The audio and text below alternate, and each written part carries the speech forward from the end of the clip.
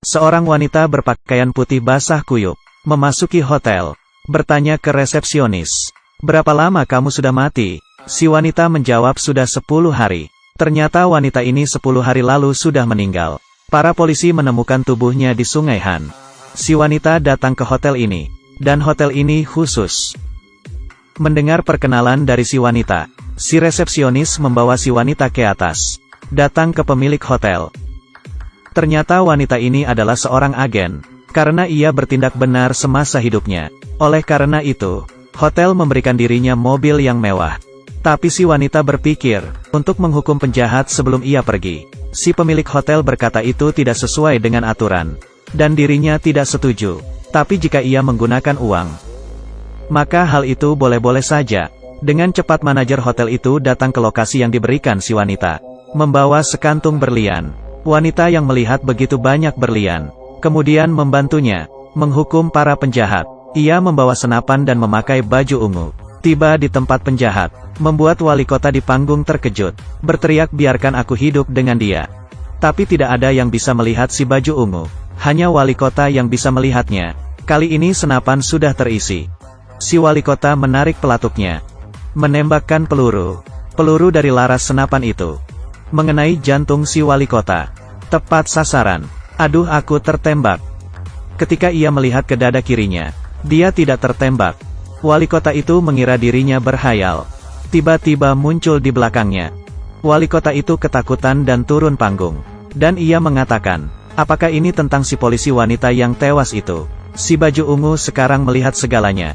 Sembari membawa senapannya, ia pergi keluar.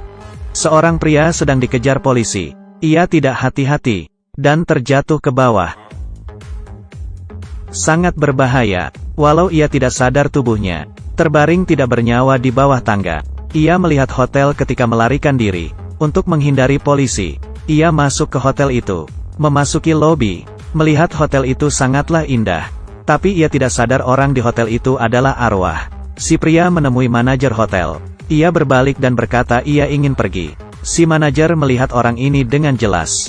Ia masih bisa diselamatkan. Benar, tubuh si pria saat ini sedang berada di rumah sakit dan ditolong. Jika si pria tetap berada di hotel, maka ia akan benar-benar mati. Si pria ini tiba ke sebuah pohon. Bunga ungu yang bermekaran membuatnya tertarik. Ia memetiknya. Tidak tahu ada angin meniupkan si pria hingga jauh. Kali ini pemilik hotel menginjak si pria. "Sungguh berani memasuki hotelku tanpa izin, dan memetik bunga ibuku." Si pria berlutut dan memohon ampun. Si wanita ini berkata, "Karena kamu sudah datang, maka tinggallah." Si pria tampak bingung. "Apakah kamu tidak tahu? 5 menit lagi kamu akan betul-betul mati." Si pria melihat tangannya perlahan menghilang. Ia berkata kepada si wanita, "Aku tidak bisa mati dulu." Si wanita berkata, "Bagaimana kalau begini? Aku akan membawamu kembali. Jadi rawat anakmu dengan baik. Tapi 20 tahun setelah anakmu dewasa, berikan dia padaku." Si pria melihat tubuhnya sendiri akan segera mati. Ia berjanji kepada si wanita. Si wanita meletakkan tangannya. Si pria berada di rumah sakit kembali dan terbangun. Ia berpikir hanya mimpi. Tapi ketika melihat buku rekeningnya, ada 100 juta won. Ia sadar ini bukanlah mimpi. Ada wanita yang duduk di bas. Melihat bunga di tangan si wanita, mengerti ia adalah wanita dari 20 tahun lalu, yang memiliki perjanjian dengan si ayah. Si wanita berkata, "Tenggat waktu 20 tahun sudah tiba. Besok kau harus datang ke hotelku." Ia mendekat, dan bernapas pelan di depan muka si pria. "Apa?" Saat ia pulang, Kensing teringat kata ayahnya. "Jika ada seorang wanita cantik menghampirimu, larilah." Saat Kensing ingin melarikan diri, saat ia keluar rumah, melihat seorang wanita pucat. Ia tidak sadar wanita itu adalah seorang yang telah meninggal. Si wanita melepas kacamatanya. Kensing melihat wanita itu tidak memiliki bola mata. Menakuti Kensing hingga ia berteriak. Tapi kemanapun ia pergi, wanita itu selalu mengikutinya. Sampai si wanita cantik muncul. Wanita tanpa bola mata itu mendengarnya dan pergi. Si wanita berkata, "Bagaimana? Apakah kamu suka hadiahku?"